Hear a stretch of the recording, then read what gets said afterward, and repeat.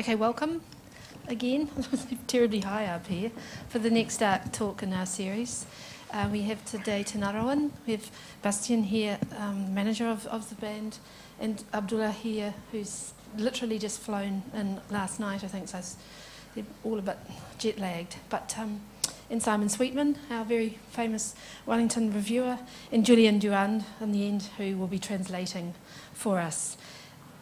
The session is live streamed, as you know, and 24 hours later you'll be able to access that off our Facebook page. Okay, so I'll leave it over to Simon. He'll introduce the group and their work, and then we'll open it for questions later. Thanks. I'm going to apologise in advance for my pronunciation, and hopefully Julian will help me out and assist where I do get it wrong, but I'm going to make an earnest attempt. So our guests, Tinariwen, are performing tonight, and that we're going to have a chat with one of them now.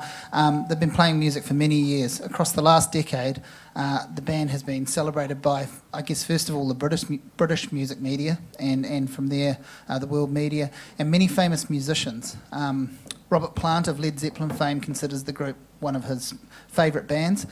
Their version of a desert blues is most certainly an influence on Plant's recent records. Elvis Costello, Brian Eno, Radiohead's Tom York and Carlos Santana are all fans of Tinariwen's music. The band has worked with some of these musician fans, including recent collaborations with members of TV on the Radio and Wilco's guitarist Nils Klein.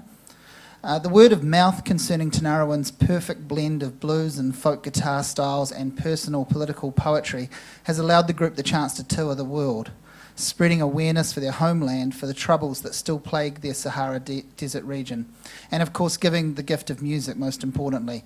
Their music is a mercurial, hypnotic, spiralling chant of guitars and percussion with voices singing of pain and hardship that sound utterly beautiful, that draws the listener in.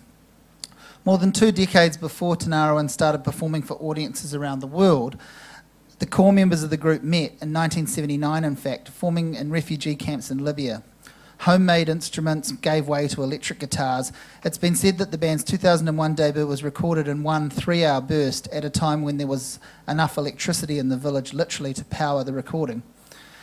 A decade on, the band released its 5th album, Tassili, at the end of last year, 2011. It was a return to acoustic instruments primarily, though there are still some electric guitars to be heard, and it features the aforementioned guests from Wilco and TV on the Radio, as well as the Dirty Dozen Brass Band. We're so lucky to have this incredible group of musicians in New Zealand. I personally want to thank everyone from the Arts Festival organisers here and the band and its management for making this possible. But of course it is with some sadness we must acknowledge that 2 of the group's members were not able to be here for this tour due to a dramatic escalation in the conflict in the region of North Mali where they live.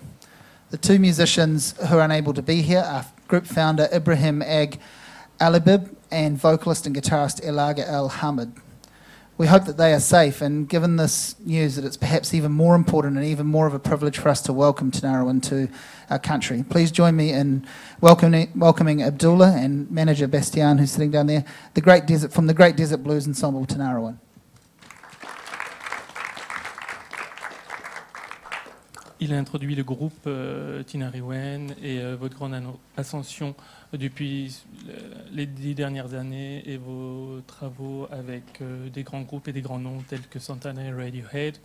Il voulait vous remercier pour être présent en ce moment, remercier aussi le festival de vous accueillir, spécialement et spécifiquement avec 2 membres du groupe en moins, et on pense à eux.